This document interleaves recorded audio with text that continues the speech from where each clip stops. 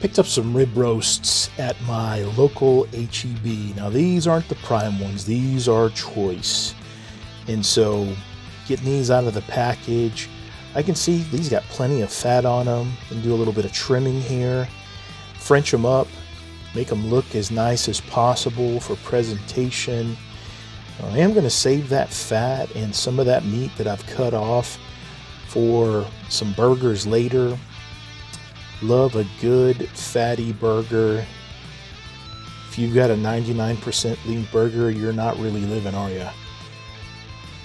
So I'm Frenching these up. They're not going to be perfect. As you can see, I'm not a butcher. I'm not a guy that goes through too much to try to make it exactly perfect. I'm going to do it as good as I can. But like I said, it's not going to be perfect. It's going to be at the level that I know. And right now, this is the first time I've ever done that. And watched a couple of videos and seen some stuff. And I'm still learning. So hopefully I'm going to learn some more and get these going even more. I'm sure at a restaurant they've got them great. That doesn't mean that this is not going to taste amazing, because it will. And so as you can see, you got a great fat cap on there. Getting these bones Frenched up as much as possible, taking off that meat. And like I said, those trimmings that we're getting off of this, save them for later for some burgers, or heck, save them even for some sausage that you want to make later. All kinds of things you can do with that. Sometimes you want to render some fat and make some tallow. It's another thing you can do with that big hunk of fat that you got there. Just separate as much of that meat off as you can. Trying to get this thing as clean as possible. Not always the easiest thing. And equipment is important, okay? It's one of the things that you're going to see. I have quite a few knives, but I don't have a fillet knife. I also don't have a good boning knife. Got some butcher knives, kitchen knives. I've got some toko blades, but don't have the other stuff just yet. We're still working on a lot of that, like getting new equipment, utensils here and there to help with each little bit of precision work that we're going to do. And let's face it, a lot of times you're not doing these rib roasts during the year. I don't do them very often. I've done one, I think one other time before this. And so it's been probably 3 or 4 years that I've done that. And a friend of mine and I did a ladies' luncheon a few years back at a church function that we had. And we did make one of these, and went off really, really well. But we cooked it in the oven, didn't cook it out in the smoker. For me, meat put out in a smoker makes everything just that much better. I love stuff that has that live fire cooking flavor, and so that's something that's important to me. I always want to have that when I eat meat. Not everybody's like that. I am one that is like that. So sometimes when I go out, I'll go eat a steak at a steakhouse, and I'll like the steak and I'll think, hey, that's a good steak. But my thing is that, hey, I want to have something that's cooked over fire, primal, something that's got all that fire flavor on it. And that's why I do the things that I do, because I love that flavor. If you don't like that flavor, that's completely up to you. But for me, that's something that I've got to have. So what I'm doing here is I am cutting some steaks. And yeah, I'm cutting them pretty thin. But we are cooking some well done stuff for some folks in my household. And there are a few people that like their meat well done. Bless their heart. But what am I going to say? I like my stuff rare to medium rare. But I've got to cook for a few folks who won't touch a piece of meat that's just a little bit red in the middle or pink. And so I've got to cater to people's needs. And what I'm going to do here is I've gathered my ingredients for the roast that I'm going to make. And I've just got some Duke's mayonnaise here. Love Duke's. And it's great stuff, but a lot of folks that I've talked to, they don't like the flavor of mayonnaise. But surprise, surprise, you're not going to get any flavor out of this. This is a binder that I'm going to use on here to get a really nice crust on this meat. And I'm just using a very simple rub. I'm not using anything that's really leafy or herby or stuff that's, you know, straight off the bush or the tree, simply because I don't want it to burn up in the smoker. I don't want to have the burnt flavor of stuff that is way too big on the outside of that meat. And, you know, I noticed there was a lot more fat on there that I didn't trim up before, so getting that all trimmed up as well, expose a little bit more of that meat. So we have a really good product. Something else that I could have done here to really help this thing keep a good shape is to put some butcher's twine around it. Did not do that, and I was cooking this stuff on Christmas Day and the grocery stores were closed. I wasn't able to get any of this stuff, and I thought, heck, I'm just going to go ahead and cook it, do the best I can with what I've got, since I don't always keep that on hand. Not something that I use in my kitchen every single day, so not something that I really thought of. But got that Duke's mayonnaise, and we are going to get that all rubbed in. And when I did my turkey the last time, I had rubbed in some mayonnaise on the outside of the turkey that kept that bark really nice.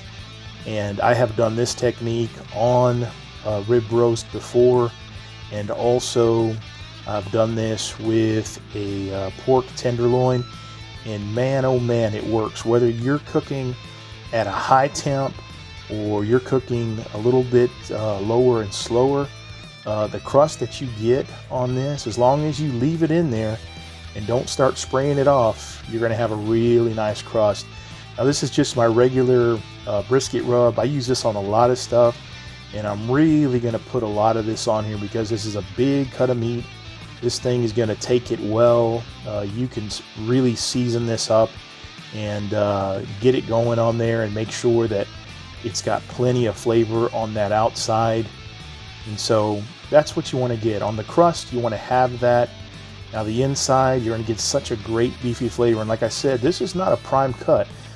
This is choice, and nothing wrong with choice. You know, I'd love to have prime, but that's not something that was in my budget this year. And so I've got this thing all seasoned up. I'm going to get this out on the grill.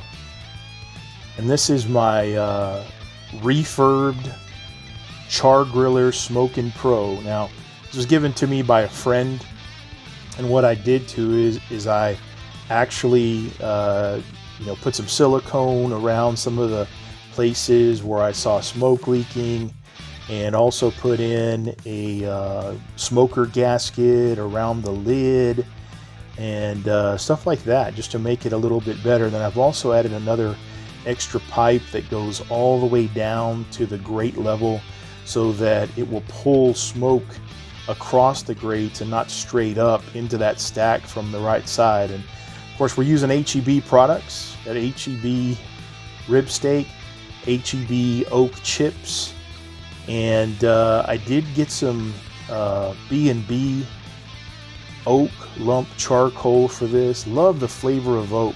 As you can see, when I started, it was dark. It was early in the morning. Got this thing probed, so we're keeping a good temp on it. Temped it to a medium rare. I believe we were at 135, and just let that thing rest and get it ready for serving. So just put it out, let it sit there for a little bit. Looks like we got a pretty good crust on it. I was very pleased with it, pleased with the color, pleased with the flavor after everything was said and done.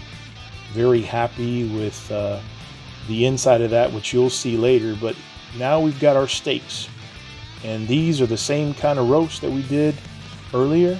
So I'm going to put a little bit of olive oil all over these and just rub that in real nice. So you got your one hand clean and your one hand dirty that's rubbing the oil in.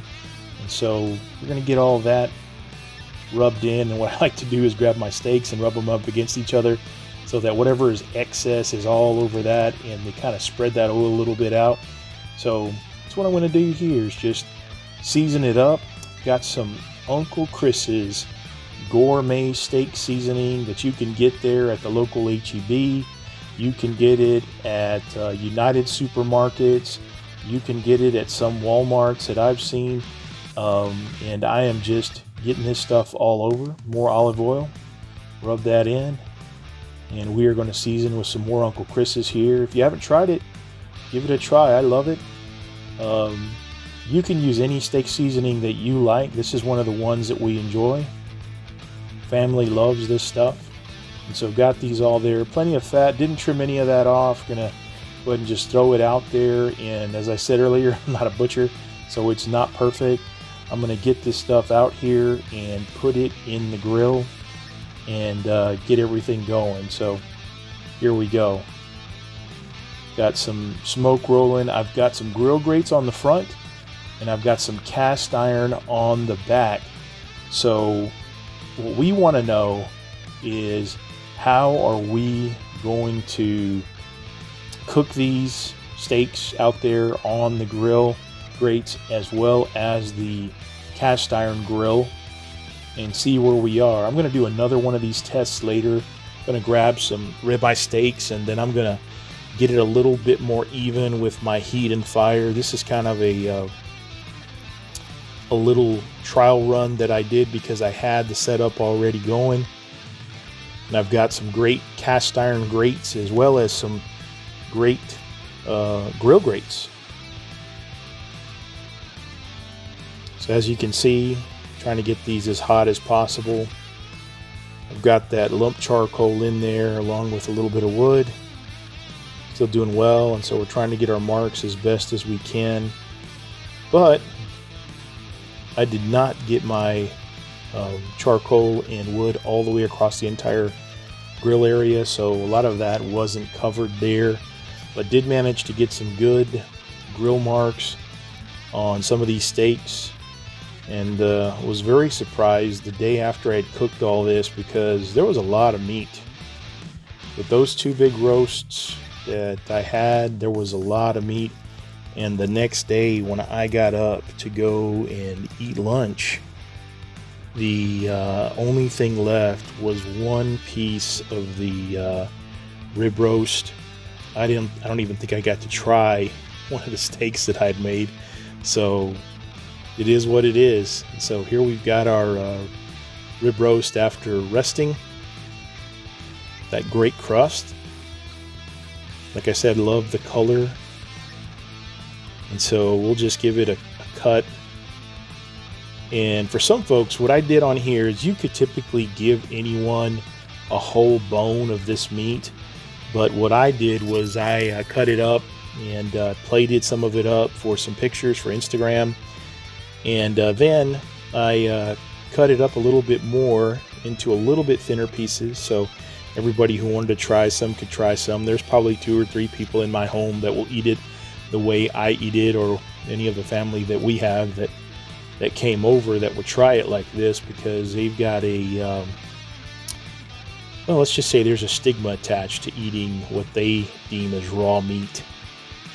And nope, not raw. It's just rare to medium rare, and love the color and the juiciness of that, and the beefiness. My God, that stuff is good, and it is choice, but still great. If I got the prime, or maybe a Wagyu, which is probably an astronomical price, be a whole bunch. But at any rate, just want to say thank you for watching this video.